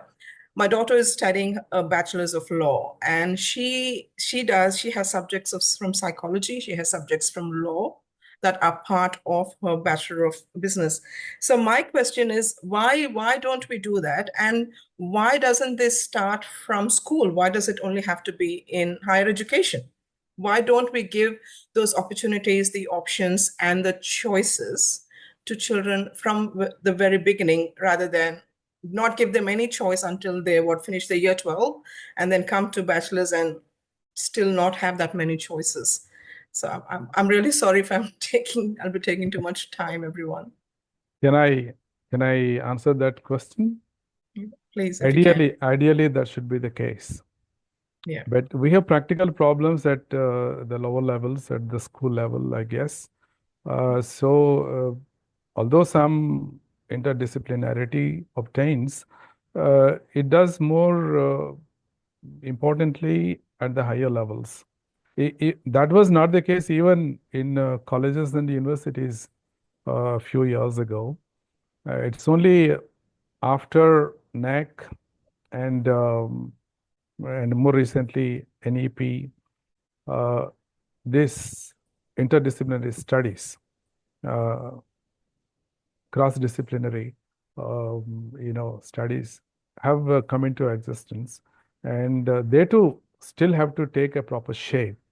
But in some elite education institutions and some committed education institutions, students have this choice. Certainly, they can take courses in other schools as well. As I said, in modern Nalanda University as well, students from different schools can opt for courses in other schools as well. There are practical issues, certainly, but still it is possible. It depends on the student's interest.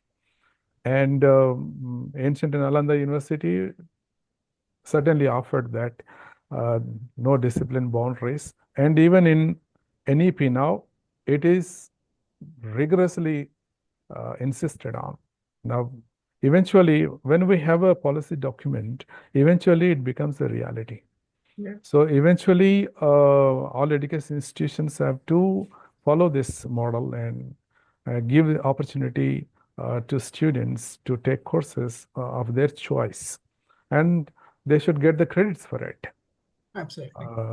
So only then they will be taking the courses, otherwise not easy. So out of just interest, and it's not possible. There should be proper reward for it. So ideally, that should happen, and I'm sure it will happen in course of time in India. Yeah.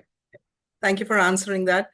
I do also want to take this time to thank everyone, but also to let everyone know that my sister and I, it is an absolute privilege and an honor to be called Mummy's daughter, Professor Veena Nobaldas's daughters. We have grown up seeing her work very hard, and she was a very, very ambitious lady and very hardworking. And I mean, we don't understand how she managed to have a family life and a professional life, how she managed to do her PhD at a very young age when she still had two young girls in school. And it's I think apart from all her professional achievements and a fantastic person that she was, and we were very, very proud of her as being a mother. We tried to very hard to fill those very large shoes, but my sister and I, we both work at universities. I teach, and she's a head of my sister is a head of a program at a university as well. So I think it's very easy to say that we look up to a mother as a role model, in not professionally but personally as well. And we have been very privileged to spend some very good quality time with her at the end as well here in Melbourne. I do specifically want to thank Professor Awani for the opening remarks, Professor Sharada for the beautiful, beautiful words that you've talked about, Mom. I was crying every single time somebody says something about Mommy, and we are crying. So thank you for those words. Professor Hari Pradma for always keeping in touch with us and always telling us what's going on, especially with my sister Shireen. And I get the news from her as well. And of course, you, Professor Rajeshwar Mitapalli, thank you so much for sharing your knowledge, your expertise with us. I mean, it takes me back to school days where we read about Nalanda University and saw those pictures of the ruins in our history books. But to get an account from a different perspective from you and what you have obviously experienced and written about was really, really enlightening for us. So thank you to each and every one of you, and thank you so much for giving us this opportunity to be part of this this endowment lecture. And God willing, Shireen and I would look forward to being there in person one of the years very soon. So thank you so much for this opportunity. Thank you, everyone. Respect and also in memory of Professor Veena Nobuldas.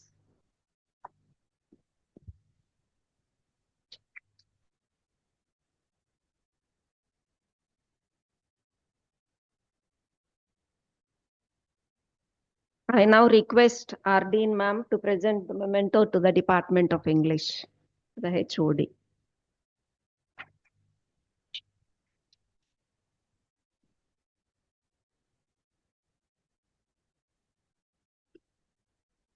Good afternoon to all.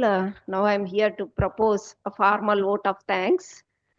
First and foremost, on behalf of the Department of English, I'd like to profusely thank Professor Rajeshwar Mitapalli for delivering such an interesting lecture on Nalanda model of higher education, 21st century context. Thank you very much, sir, for that insightful, informative, and enlightening lecture. Really, you took us to the ancient Nalanda through your visual treat, sir. Thank you so much. I immensely thank our Dean, our beloved Dean, Professor Wani, School of Social Sciences, for being with us today in spite of her busy schedule. Thank you, Madam, for gracing this occasion and for presiding over the program. I sincerely thank all the faculty from the Department of English, the students and the other students from the other Department of English, other faculty members from the other departments for being with us today. Thank you so much. And it's my bounden duty to acknowledge and immensely thank the most loving daughters of Professor Veena Nobuldas, Miss Hepzibah and Miss Shireen, for their benevolent act of initiating this endowment lecture with their generous contribution. In fact, both of you have given us an opportunity, a chance to recollect and to remember Professor Veena Nobuldas and our association with her generous attitude. Thank you so much. I also thank Professor C.H.A. Rajendra Prasad from Dravidian University and Ajmal Basha, and I thank V.B. Chitra from JNTU Anantapur and others who have joined online and for being with us today. I thank the Central Network Facility faculty for providing us with the link and necessary arrangements for the administration for being providing with us with this seminar hall. And thank you one and all for patience and interest in listening to this lecture. Thank you once again.